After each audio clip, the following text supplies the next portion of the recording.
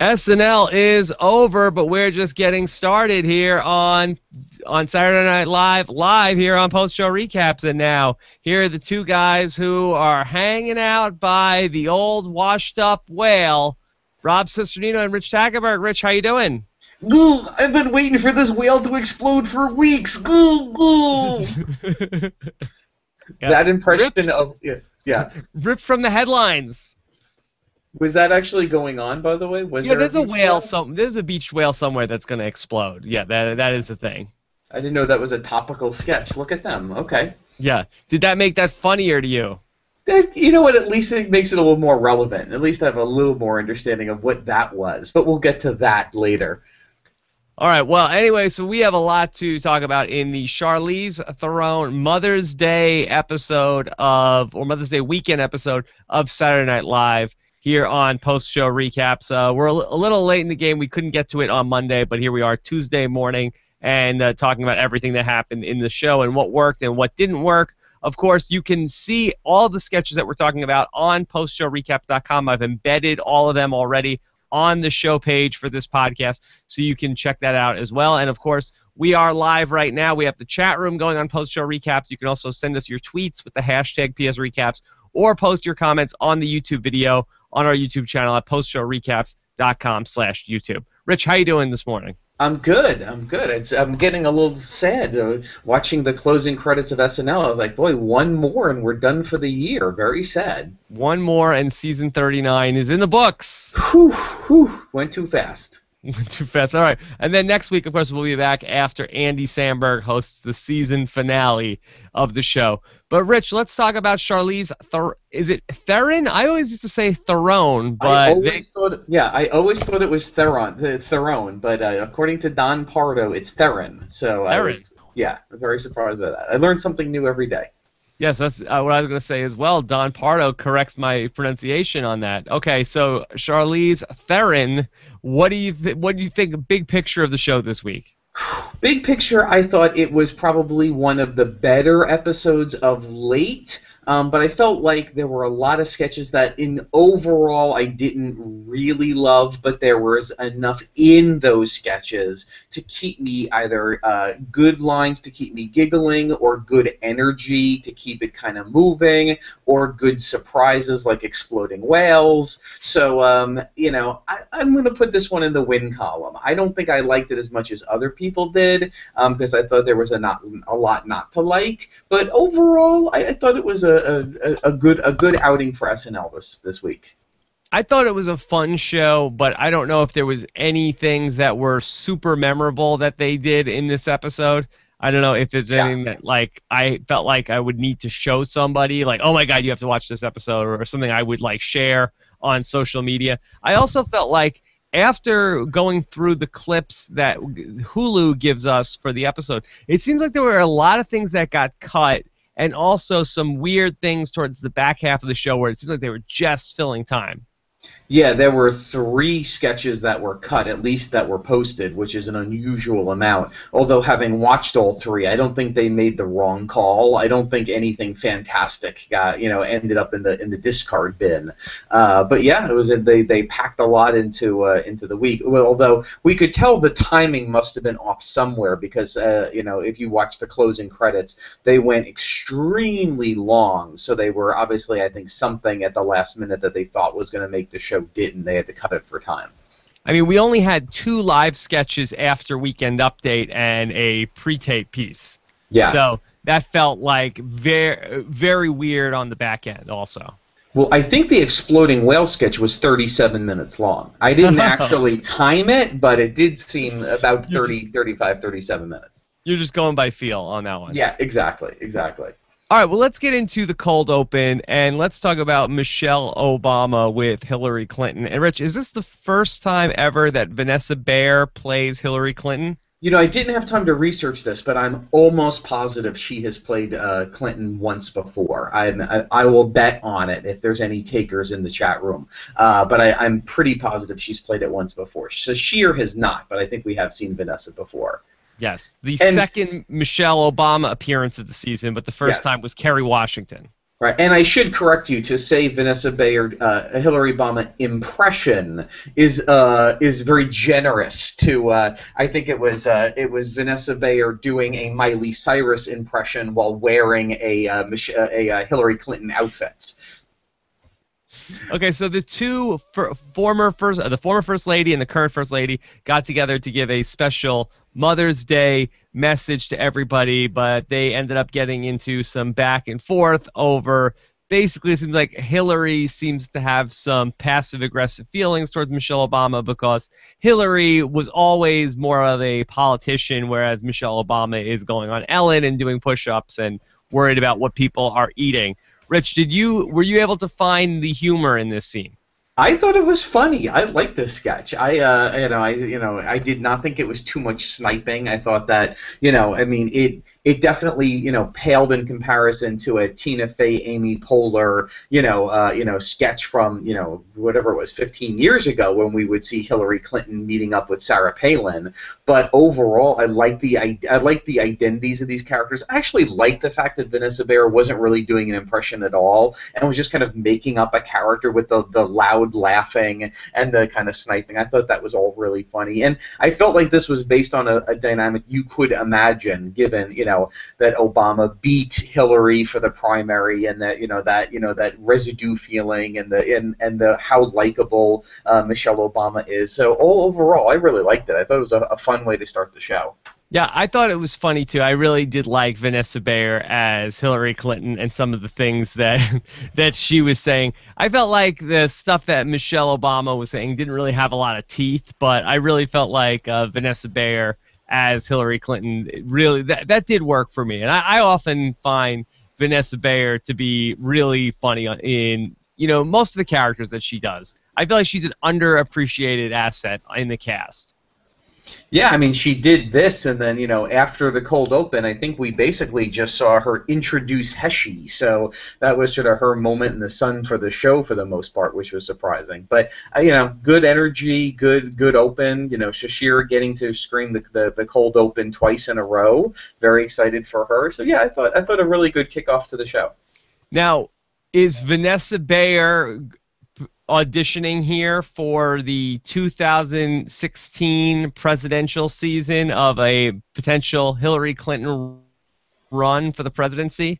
Oh, most definitely. I mean, that I don't know whether she's auditioning or not, but yeah, that's got to be on the top of her mind and everybody else. If she can, you could easily see, them slotting Kate McKinnon into this role at any time. So every time that Vanessa gets to do it, I think that guarantees her. I mean, I wouldn't say it. I don't think there's a chance that Vanessa's going to get cut from the show, but I would say that that's huge job security for Vanessa if she can lock that role in going into the political primary.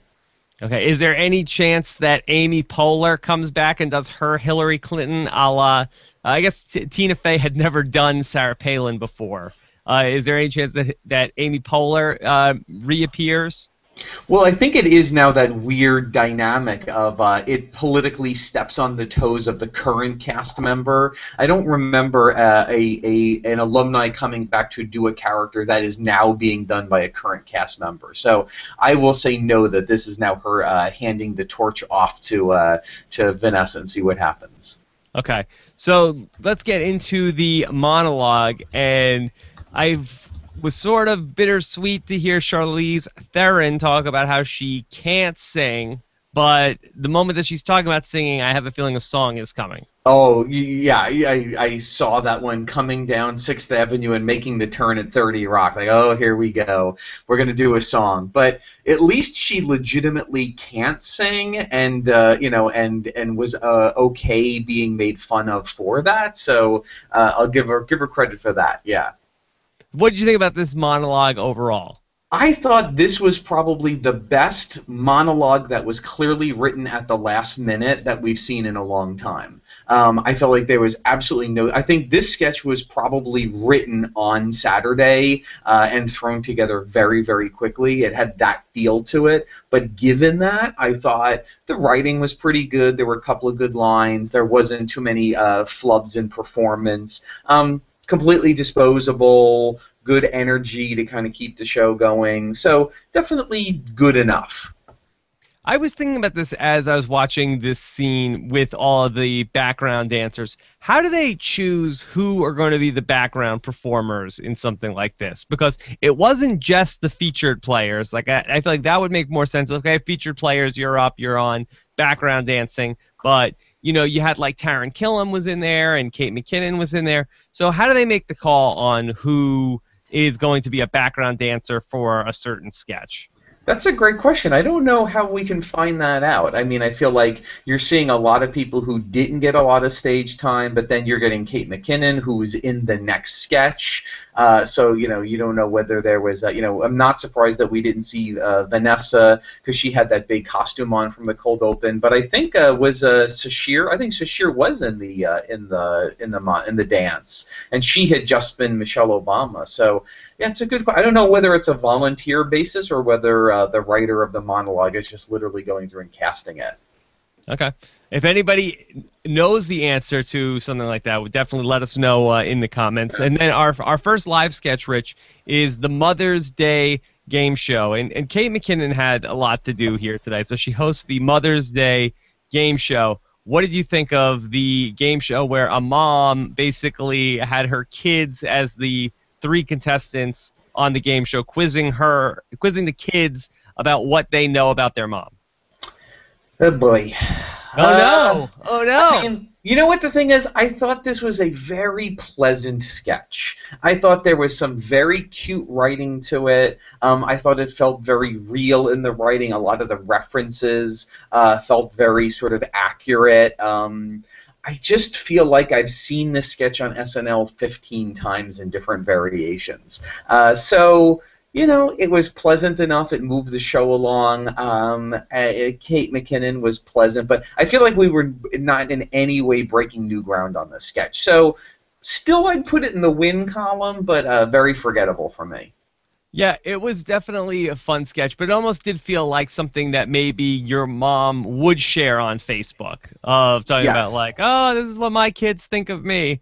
You know, I felt like, especially when they were showing the forwarded emails, like it felt like that seemed like we're really not breaking through. Like basically, this is like you would see that on BuzzFeed. These are the 3 emails your mom would send you today.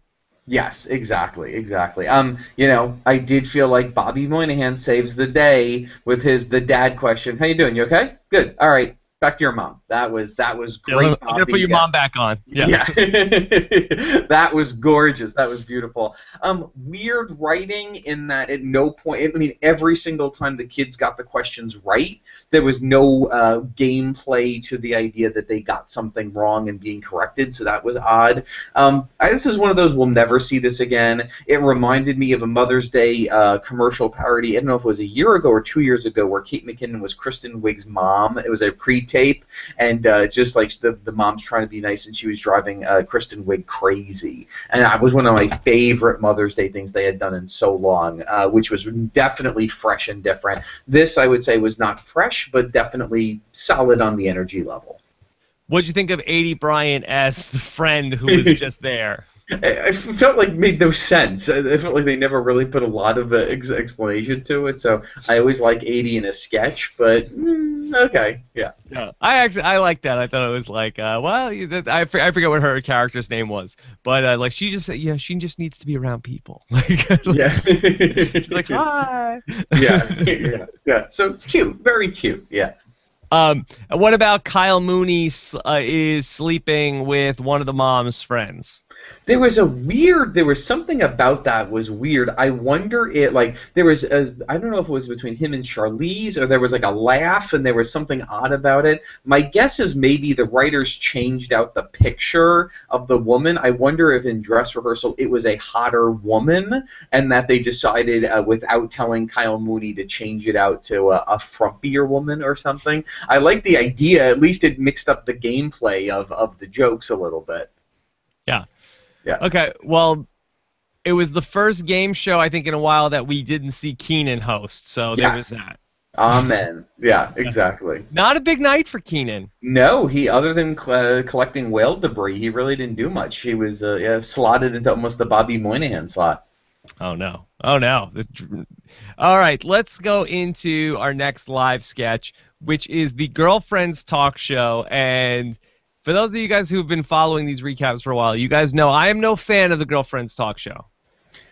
Oh, what? What are we doing? Why are we bringing this back?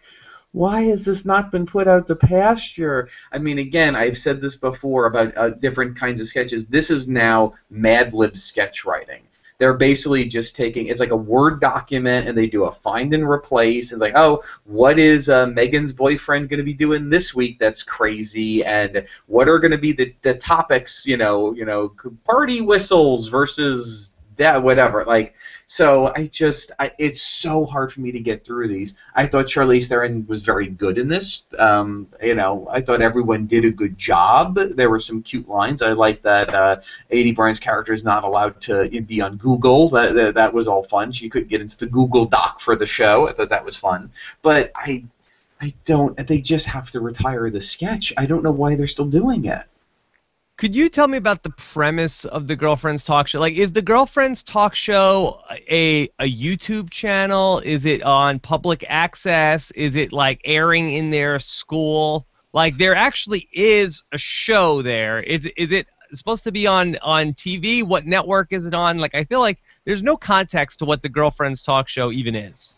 Well, it's a good point. It could be a sitcom on NBC next year. I mean, I could see this Thursdays at 8 o'clock, or maybe Friday. I mean, at this point, who knows?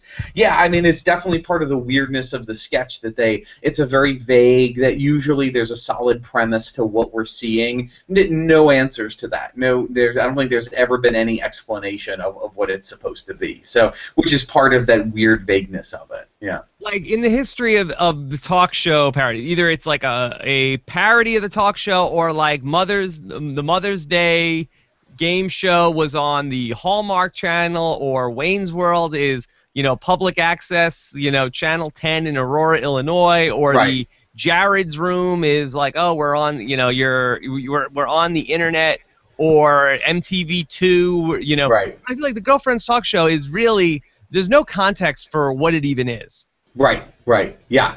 I don't think they know, and I think that they stopped trying a long time ago. I think they're just pulling out the old sketch and saying, all right, let's do a quick rewrite to make a new one. I don't think there's any thinking going on to this. Yeah. Yeah. Best edition of Girlfriends Talk Show? What, can you tell me what it was? I couldn't tell you. I couldn't pull that for $1 million. A good episode of Girlfriends Talk Show. I mean, the first one I remember thinking was pretty amusing because it was fresh and different, but because they're all kind of the same. There really isn't that much that's all that different about it. I'm trying to even remember if there was an episode of Girlfriends Talk Show that I didn't hate, and I can't pull one. Yeah, it's pretty much my least favorite sketch on the show right now. I would give what I wouldn't give for the Californians to come back in place of the Girlfriends Talk Show. Whoa. Slow it down, Cesternino. Let's not talk crazy. That's crazy talk. It's not that bad. Come on. Yeah. All right. So then we go into a recorded piece, which is the Dragon Babies, Rich. And I would love to get your take on this. It was a recorded piece of, basically, it was like an HBO first look, and I'm seeing HBO and I'm seeing dragons. Oh, is this Game of Thrones parody Right. here? Right. But no, it's basically like a behind the scenes of an animated feature, which is called Dragon Babies, and we're meeting the voiceover artists, which include a retired, was he a firefighter or a police officer? Cop. A retired Chicago cop. Okay, retired cop named Rick Shoulders. Rick Shoulders, played by Mike O'Brien. Rich, what was your take on this?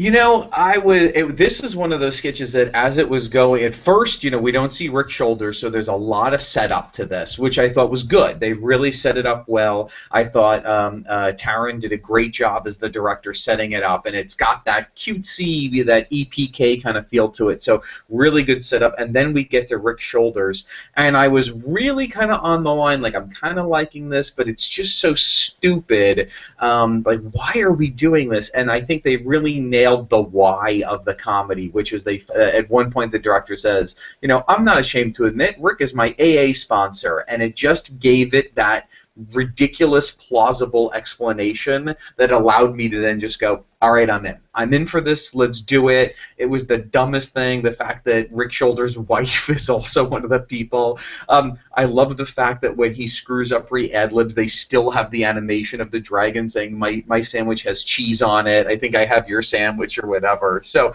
it was very silly, very dumb, but I liked it. I thought it was really fun. I thought it was cute, and I was on board for a while, but I did feel like it went on way too long. I was like, boy, when's this gonna wrap it up here with the dragon babies? Because I felt like it was gonna get hilarious, and I felt like it never really did. I agree with you. I think once you brought in his wife, I think that's when you started to go, I started to feel like, okay, we could start wrapping this up. And the Charlize Theron cameo felt unnecessary. It didn't add anything. It was sort of a weird red herring when she's sort of like, I don't know, maybe a guy like Rick would like a girl like me or something. It was like, wait, what are we doing here? So that was very odd.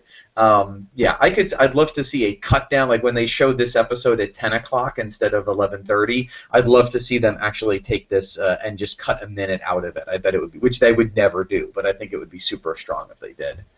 What did you think about Rick shooting his gun at the floor? It was so stupid. Made no sense. I liked it. The fact that he killed a guy. Oh, another bad day. Another bad day. I thought it was dumb as hell, but within the world of the show, it was good. Yeah. I like that his worst day was that he didn't get on Madagascar, and then his second worst day was when he accidentally killed somebody. By shooting him 10 times, I think. Yeah, it was fun. Yeah. Okay, so now, Rich, was this sketch written by Mike O'Brien? Yeah, written by Mike O'Brien, Tim Robinson, former featured player Tim Robinson, and one other person who I wonder if I could tell you right, and Eric Kenward, as it was tweeted out. They also said that this sketch was written, according to Seth Meyers' Twitter, this sketch was actually written and started being produced back when Seth Meyers was still on the show. So obviously, because they actually had it animated, this must have taken a while to get done. Okay. I have a question from Hunter Shull, who emailed me during the week to ask, has Mike O'Brien overtaken Kyle Mooney as number 2 in the featured player power rankings? After Dragon Babies, it's got to be a tie at least. That was the only sketch I laughed at this week. Now, we did our power rankings way back when, and we also early in the season had an opportunity to save one person, Rich. And I felt like that Mike O'Brien had potential. He's come on strong here in the second half. Has Mike O'Brien overtaken Kyle Mooney in your mind behind Beck Bennett as number 1 at the power rankings? I'm gonna say no. I am going to hold tight that I think Kyle Mooney is still a stronger presence on the show. Kyle Mooney's in more sketches. He's got more characters. He's more of a familiar face. I still feel like Mike O'Brien is a surprise every time he shows up in a sketch. I'm still going, oh, right, Mike O'Brien. Oh, okay, interesting. Let's see what he does. Where Kyle Mooney, I feel like, is much more fully integrated. I feel like Kyle Mooney is more of a cast member than Vanessa Bayer these days. So I say no, but I understand the question. Rich, have you caught Kyle Mooney on these commercials for Sprint? He's in like 87. He's in so many commercials now. Yeah. This scene, first off, this is another interesting wrinkle in the Beck Bennett versus Kyle Mooney rankings because Beck Bennett famously, I believe, did AT&T commercials. Yes, I forgot about that. Before he was on Saturday Night Live. But it seems very odd to see a current SNL cast member doing commercials as much like a big campaign like Kyle Mooney is in for Sprint Family. Yes. Yeah, I feel like the world of, I don't know whether Lon has to approve them doing commercials because it's not a competitive TV show, so I don't know what the ruling is on something like that. I'd be surprised if someone like Kyle would do something like that without consulting Lorne unless he had signed the contract before coming on the show, which I doubt. So it feels like there's a lot more permission, a lot more freedom for these guys to do more things than ever before. Do you think those family commercials are funny? So What was the next sketch? What? Sorry, what? Are they at least funny-ish? They are just as funny as most of the Good Neighbor pre-taped pieces. Absolutely. Oh, Rich, I think that's you're being sarcastic. Well, I'm lowering the bar. I have to say, for a Sprint commercial, I don't think they're that bad. Yes, they're fine. Okay, so then we have a return of Heshy. Nassim is back, and so is Heshy.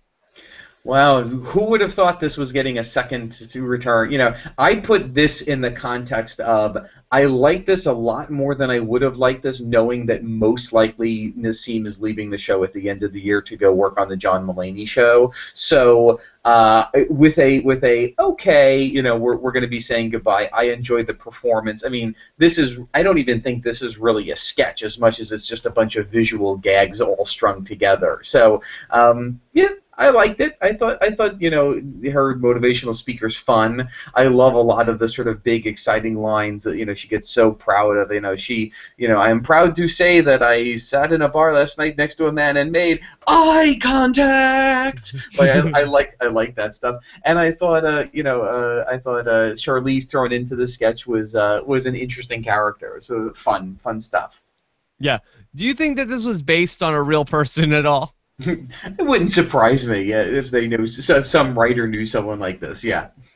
Now, I felt like my favorite part of the sketch was when Heshy introduces us to her son, who is actually doing all of the sound effects, and Mike O'Brien is like, "Oh, I'm shy." Yeah. Yeah. I remember the first time we saw this sketch, and when Mike O'Brien came on, I thought, oh, Mike O'Brien must have written this sketch. How did he get in it for one line? But I doubt that's true now. So yeah, and give it to Nassim for the physicality of this character is really I think it's probably her only character that's got a charisma to the actual physicality of the dance moves and stuff. It was all really fun. Okay, much better than when she was in Indiana Jones with Drake. Oh boy, yeah. Yeah, which I actually thought that was a return of Heshy, but no. Yeah. No, that was not Heshy. All right, Yeah. So let's go ahead and let's talk about the Black Keys, and let's bring in our musical correspondent, James Keast, the editor of Exclaim magazine. And let's bring James in, and this takes a second. And so here comes James to talk about the Black Keys. James, how are you doing this morning? Good. How are you? Doing fantastic. Excellent. So, James, I know you were not a fan of Coldplay last week. How did the Black Keys do for you? I thought that, this is a real sweet spot for the Black Keys and for Saturday Night Live. Their new record is, in fact, out today, Tuesday, May the 13th. It's their 8th record. They're probably the biggest rock band in the world right now. I didn't think that they really burned the show down the way that they could have in terms of being a really spectacular live band. But I really enjoyed it. I thought it was a pretty good performance, but a lot of really odd and interesting things happening on stage that a lot of people were complaining about, and I thought were kind of delightful. So it is odd because they are a two-piece. Dan Auerbach, the singer and guitarist, and Patrick Carney, the drummer. But in recent years, they've expanded to have a fuller live band, and especially in the first song, Fever, the backing players totally stole the song. The keyboards were way louder than Auerbach's guitar, even though the keys themselves were front of stage between the keyboards and the very odd sort of warbling, muppety backing vocal. I thought that the background players kind of stole the performance, but I still thought it was kind of fun and interesting. The new record, Dan Auerbach is currently going through a divorce, and the new record is kind of a breakup record. And I always find that's a bit of an awkward spot for a high-energy rock band because the songs and performance don't tend to lend themselves to super high-energy kind of celebratory stuff. So the material on this record is a little bit more somber, but I'm a sucker for a two-piece band. I'm a sucker for drums in the front. And I thought it was pretty good, and I just thought it was really funny that they had two guys who aren't even in the band who kind of stole the show from them. And what about the second performance? Well, the second one, the first thing that struck me was that when Charlize Theron comes out and introduces them, she's still covered in the a spoiler alert on the Bikini Beach Party, but she is still covered in goo. And I thought that was odd because there was a commercial break between that sketch and the Black Keys performance, and I thought it was unusual that usually the host isn't still in costume from the previous sketch unless they go straight to it without a commercial break. So I thought that was a little bit odd, and there may not have been, she may not have been in a live sketch after that, but to start, it's just a startling image to have a beautiful woman covered in fake blood introducing the band. The second song is called Bullet in the Brain, and it's most striking for having the most Pink Floyd sounding guitar riff that I've heard in a really long time. It's just really obviously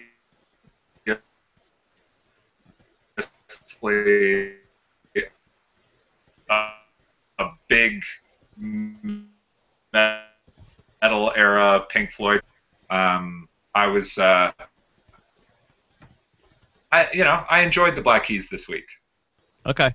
Rich, is there any precedent for the host in any sort of thing like that? Like, obviously, Charlize Theron needs to take a shower. There's probably not enough time in the commercial after the Black Keys do their song, and then the sketch that comes after that is the Whiskers sketch. Yeah, is Whiskers. But at least she has about like 8 or 9 minutes before we get to that, as opposed to only the 3 minutes in the commercial break, right? Yeah, I think it's the right call in that, she probably could have quickly showered, but then she just would have looked kind of ragamuffin. I think she, very calculated call to, look like Carrie at the end of the prom introducing the rock band. We're talking about it today, made me laugh. I thought it was she's trying really hard to show how game she was for the show, and I think it worked for me. I think it's a good move. James, who's coming next week for the season finale?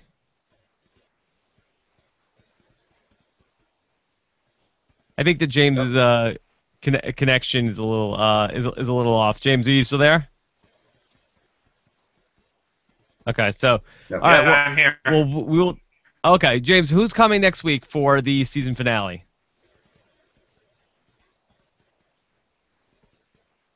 No, I think we're losing him. Okay. All right. Well, James, yeah, that's fine, James. We're having a little trouble hearing you, so we'll be back with you next week for the season finale and find out who is going to be the musical guest then. Rich, do you know? St. Vincent.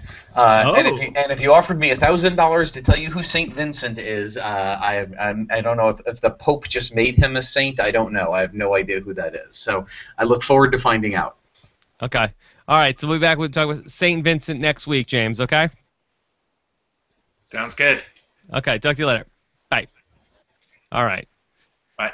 All right, Rich, let's get into talking about Weekend Update, which was, I thought was pretty fun.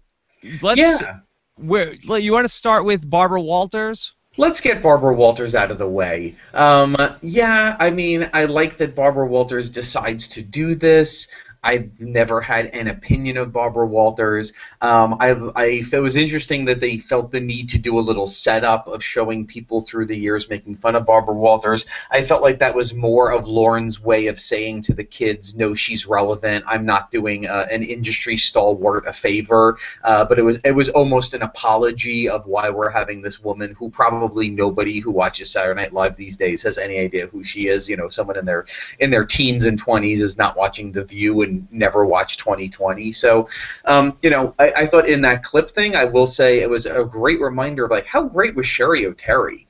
Like she kind of gets forgotten when we talk about seasons past of SNL, but boy, I forget how good she was and did by far a better Barbara Walters character than even Gilda Radner. I just thought that was really solid. So then we get the real thing, and Barbara Walters is an industry icon, but not known for comedy, and I think that was proven. I felt like we had some softball jokes that were cute, but the pacing and the timing was tough. She would have been better on a show that was taped and edited than a live show. I think she struggled with it. I think she's like 90 or something, so I can't knock someone who's never been a comedian. But I was mildly amused and excited for the sketch to be over.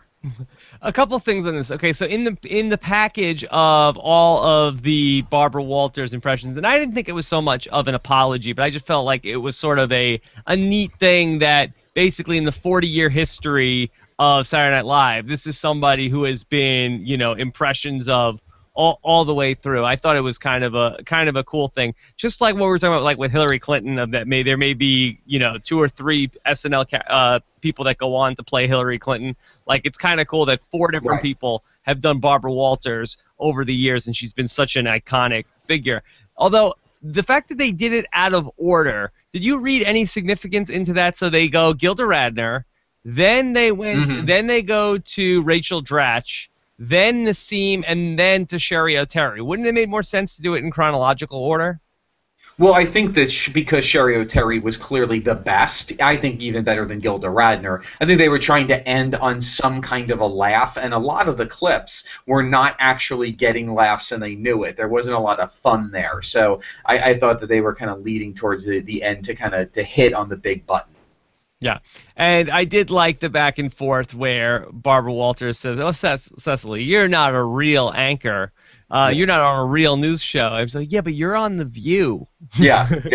I like, clearly Barbara Walters very comfortable to make fun of herself, making fun of the soft focus in the interviews, making fun of the very softball questions that she asked. So clearly game to have fun, and it seemed like Cecily really was enjoying having Barbara Walters on the air. That didn't seem the kind of fake, oh, hey, it's an icon. She seemed very sort of touched to have her there. So, nothing that we're ever going to quote. Cute, and good for Barbara.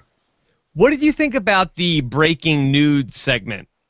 Again, similar to other things with these two, I like that they're trying things.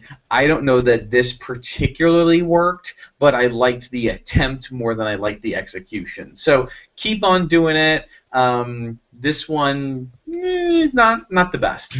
I liked it. I thought it was cute. Good. It was cute. I was happy they attempted it also. And Rich, here is the return of your boy Bobby Moynihan.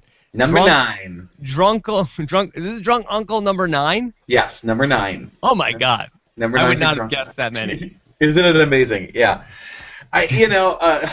Boy, I love Bobby Moynihan so much, and this was fine.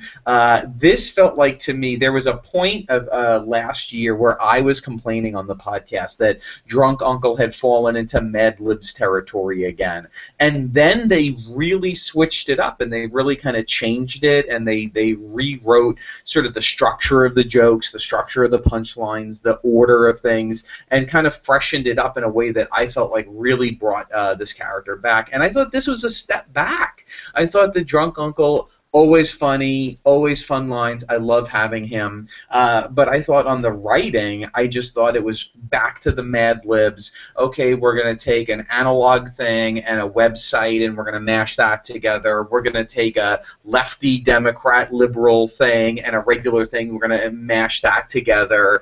We're going to then have him get upset. I could have been this. So I thought it was a little bit of a step back, but I'm never going to bemoan. Yeah, I'm never going to bemoan Drunk Uncle. Some racist comment into his scotch glass. It really is the Mad Libs of the thing. I will say some people, I was reading a little bit online, were blaming the lackluster Drunk Uncle on the lack of Seth Meyers, and I feel that that's not the case at all. I thought, I don't think that the interplay between them was so special that Colin was fine. I did love that Drunk Uncle called him Seth. I thought that was my favorite. I think that might have been my favorite joke from Drunk Uncle. And very subtle. They did not have a horn on that thing like they do most Drunk Uncle jokes. It was just a passing comment. So, good to have him back one more time. Good that we got to see Drunk Uncle before the close of the season, but not the best writing of Drunk Uncle this year. This also, I feel like, was the first time in a very long time that we've seen Drunk Uncle without a sidekick of, oh, you didn't know about my friend, blah, blah, blah, or, you know, whether it's Peter Dinklage or John the Aaron Goodman. Paul. Yeah, Yeah. John Goodman. So did you like it better not having a sidekick at the end? I feel like I was waiting for a buddy to be there. Well, especially since it felt so kind of Mad Libsy, I thought normally when Drunk Uncle's going well, I have no need for a friend to show up, a drunker friend. But given that this was so Mad Libsy this week, it would have been nice to mix it up and have some kind of surprise thrown in there, but not to be. What do you think about the last joke for Drunk Uncle? What do you call a fish with no eyes? I love that. It made me laugh. Okay. I love it. Didn't work for you? I just felt like I saw it coming. Yeah, I know. I just liked it. It really made me laugh. Okay. Now, Rich, I'd love to get from you who are going to be the Weekend Update correspondents on the season finale. Because basically we played Drunk Uncle here. We have no Stefan. We have a bunch of our heavy hitters are off the board.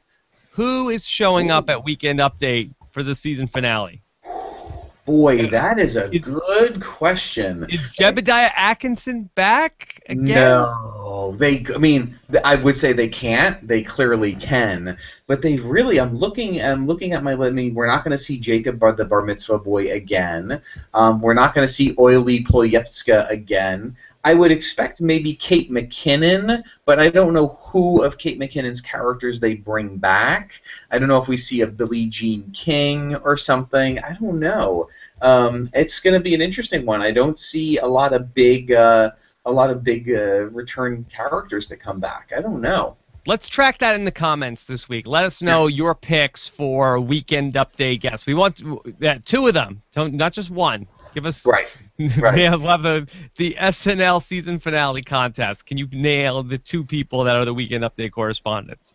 Oh, here's a question: is there any Samberg character that we're not remembering from Weekend Update? Did he do any Weekend Update correspondence? I can't think of anybody. I kind of feel like he would do stuff on Weekend Update as a character from a Muppet, basically come on and all right, and here's this person. He used to do the comic book character. Who was that? Patty? Oh, Kathy. Kathy. Yeah. He used to do her on Weekend Update. You're right. And so I don't think we need to see that. Yeah, I could see an Andy Samberg return of something like that, but I'm not sure what. Okay, let's keep our fingers crossed. Let's hope not. Yeah, I agree. Okay, do you think any other alumni will be in the mix for the Andy Samberg? You know what? I'm sorry. I just remembered who I think we could almost count on. I think we can count on a Get in the Cage with Nick Cage. Oh, that's okay. That's my call. I expect that we're getting in the cage for the season finale. There you go. And probably as a bunch of people were yelling at us as we go along. I'm sure that was the obvious one. Okay. Nick Cage doesn't have a movie coming out this summer, does he? I don't know. I think he's done Get in the Cage with Nick Cage, hasn't he? I think so. I think he's already been on. Yeah. Okay. How about the Bikini Beach Party, where we are basically... It's a 60s surf movie, and we are heading down towards the whale that is going to explode. I felt like this was a sketch that was either written by a lot of people or went through a lot of rewriting by a lot of different people, because this was clearly a sketch that didn't know what it wanted to be. A lot of fun, different lines within them. The girls dancing with each other was interesting. Once we sort of set up that Taryn is 22 and the girls are 13, I feel like at that point that's what the sketch is about, whether you want it to or not. I don't think that's a side joke that you throw in and you keep moving as if it didn't happen. Now let's make fun of nerdy Adie Bryant and her knowledge. So that was all very distracting to me. And then once they're next to the whale, it seemed like, okay, well, clearly the whale's going to explode, but I had no idea what was going to happen, how much they were going to commit to this from a prop and set dressing standpoint. So a lot of funny lines, very disjointed, very all over the place, but then, A+ for the whale exploding and the commitment to the amount of blood and whale guts that were thrown at these guys during the sketch, and the fact that they would do it a second time. Like, good for them. Yeah, I thought that the practical worked very well with the whale exploding, and then basically, like, from above, then a bunch of stuff landed on them. Yes, and including, I think that there were just stagehands with buckets of whale guts just throwing it at them to make sure that it worked. So, no point to this whatsoever, very disjointed, but still great energy, great fun. And yeah, so the exploding whale is a thing. It happens, and I guess most recently in Newfoundland, there was a whale that washed up on shore towards the end of April, and they were very concerned that it was going to explode. And an official warned the worst thing would be for a person to get too close to the whale and fall inside it. That would be the worst thing. I sometimes truth is funnier than fiction. Yeah. Okay. So then let's talk about Whiskers. Whiskers Are We, the adopting cat sketch. I think a lot of people like this more than I did. I was getting a little antsy. It was good to see Kate McKinnon. I like, they're doing a cat adoption. I love that they're using real kittens. I thought that was great. A real question mark on how that's going to go on live TV, but it worked out really well. I just felt like the character that Charlize Theron plays, I think she plays Cat, in this sketch. It just felt so similar to the Gale character from the HESHY sketch, and the dynamics felt similar in some ways. So, I would say for this late in the show, clearly a win, but I feel like on Twitter I was seeing people calling this kind of the sketch of the night, which I didn't feel. I thought it was cute, but not great for me. I did enjoy it. I thought it was funny, and I liked the sort of the B storyline of, does Charlize Theron's character have a crush on Kate McKinnon's character? Yeah, I think that's what we're supposed to assume. And an interesting backstory, because clearly Kate McKinnon knows about this. When they're talking, she's talking about adopting the one pet. He's like, oh, I think that's complicated. And the whole when she's stroking her arm and she's saying, like, I think that's my arm, and I think you know that. A lot of fun stuff there, implying some weird backstory between the two of them. Yeah. I like that Charlize Theron really did not like the cat that was very affectionate towards Kate McKinnon. Yes, yeah. And I did like, very, very obvious, but towards the end when they say something and she says, Charlize says, oh, I'm not here for the cats. So fun premise. This is the kind of stuff we want to see at 12:50 at night, so I don't want to knock it anyway. I thought it was cute. Fun, but probably forgettable. Yeah, upstaged by kittens, but I don't know how you couldn't. Okay.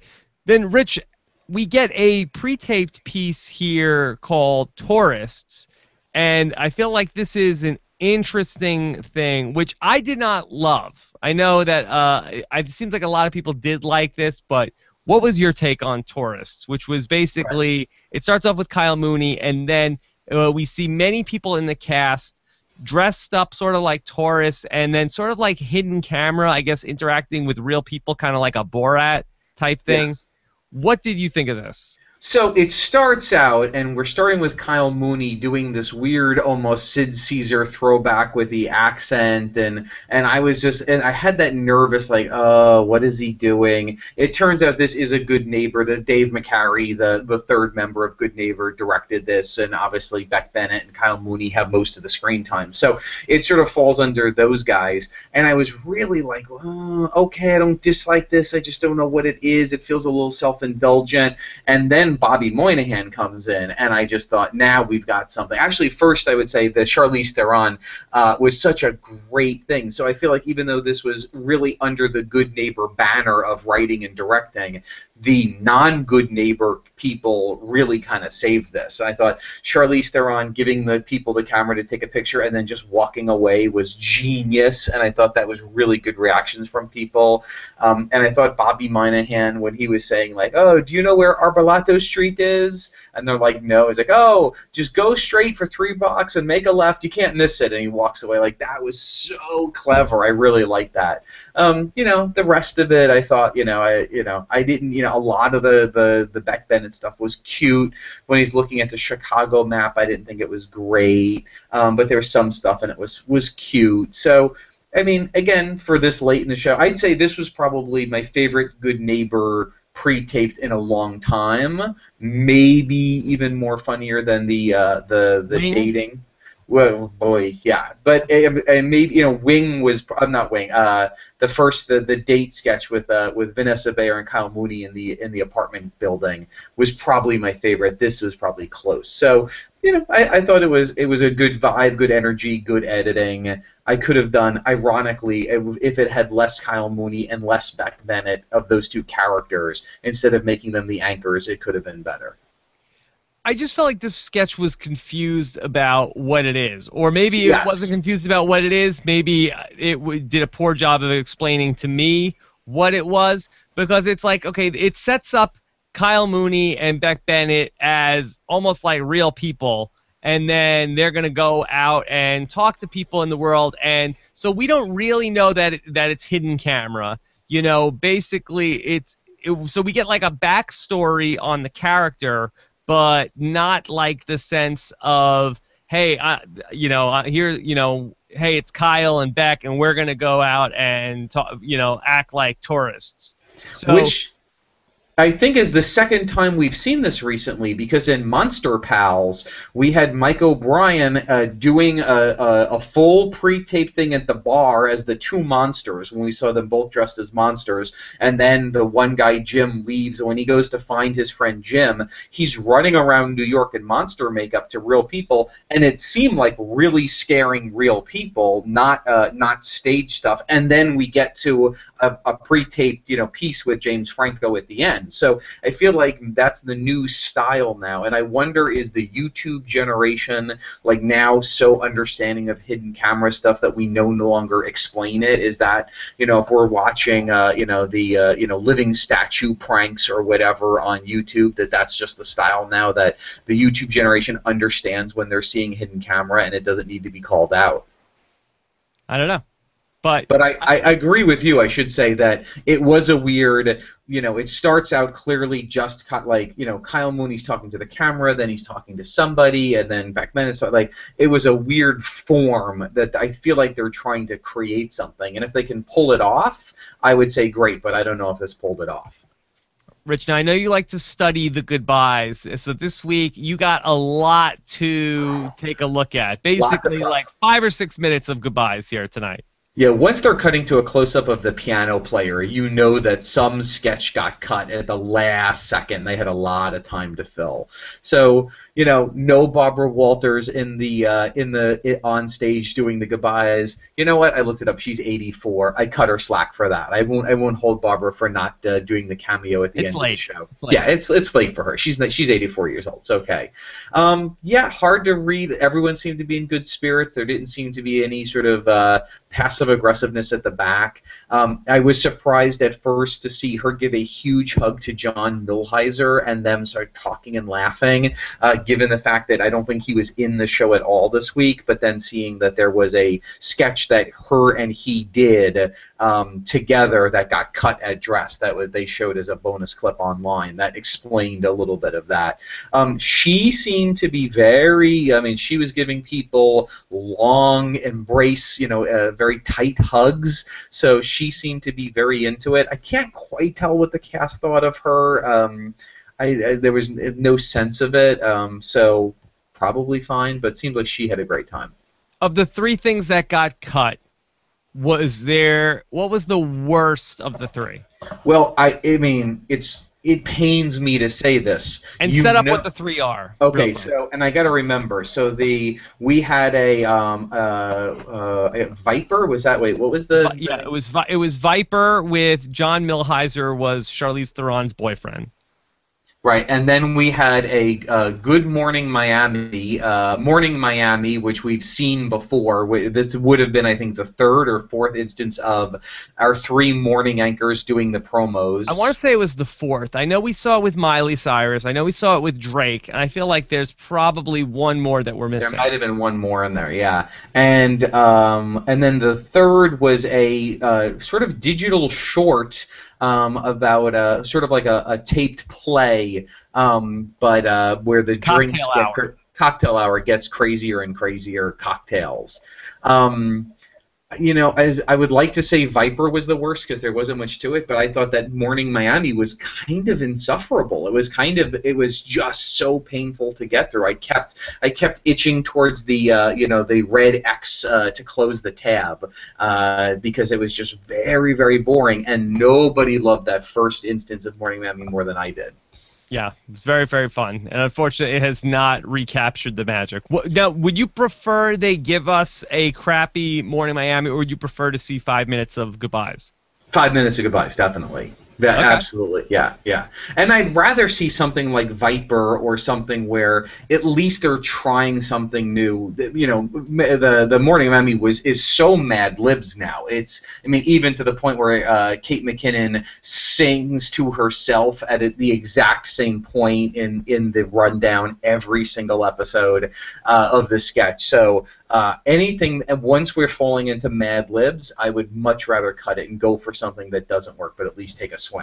And again, you could see those cut sketches as well on postshowrecaps.com on the show page for this podcast. I get them all from Hulu, and then I embedded them all on the page. All right, Rich, can you give me real quick 3 predictions of things that we will see on the season finale of SNL? Well, I think we're going to see a digital short for sure. We're going to see alumni. One that includes Justin Timberlake? I feel like yes. I feel like they would fly to Europe to shoot something with JT just to get him in this episode. So I think we'll see him in a pre-tape, definitely. If not, well, no, he wouldn't be live. But yeah, so I think we're going to see him. I think we're going to see alum, but I'm not sure what alum comes back for Andy Samberg. Is it Hader? Is it Wig? I think it's either Hader, Wig, or Sudeikis, but I don't know who. That's a good question.